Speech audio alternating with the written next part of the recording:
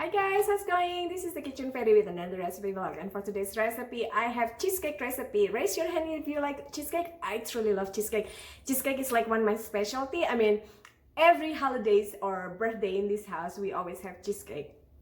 All sorts of cheesecake, from baked cheesecake or non-baked cheesecake. But for today's recipe it is baked cheesecake, and the flavor is pumpkin spice chocolate truffle cheesecake. Check out the full video and I'll see you soon again. Bye!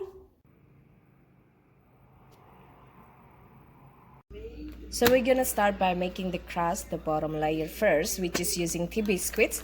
You can use any kind of biscuits or digestive cookies of your choice, but I'm gonna use this one, butter biscuit.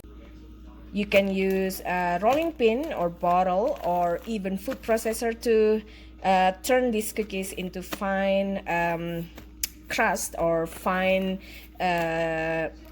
cookie crumbs.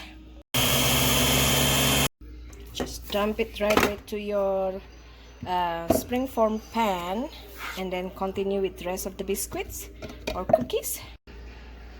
Now we're gonna melt some butter, about 4 tablespoons melted butter, into your cookie crust and just mix it and press it firmly onto the pan.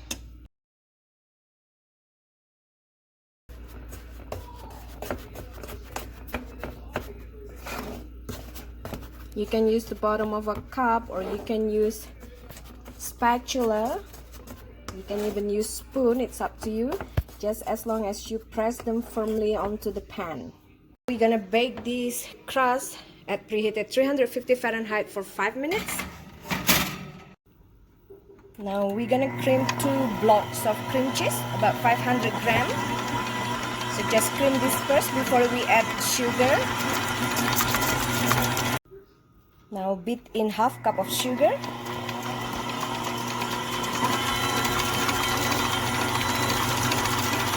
Once it's creamy, we're gonna add about 2 tablespoons of this pumpkin spice chocolate truffle cocoa mix and 1 teaspoon of Mexican vanilla blend.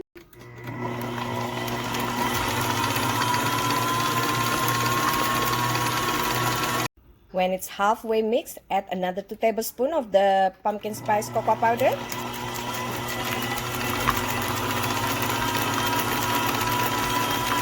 Now add in or beat in 1 egg at a time, and you want to mix it until just combined, so not overly mixed. Now just pour this mixture onto our prepared crust. Now we're gonna bake it at preheated 325 Fahrenheit for 40 minutes or until center is somewhat set.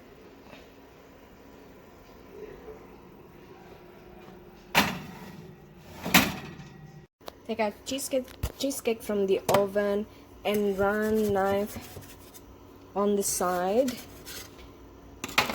of the pan and let cool completely on countertop before chilling it in the fridge for overnight or at least 4 hours. Now once it's cooled at room temperature completely, wrap it in cling wrap before you store it in the fridge.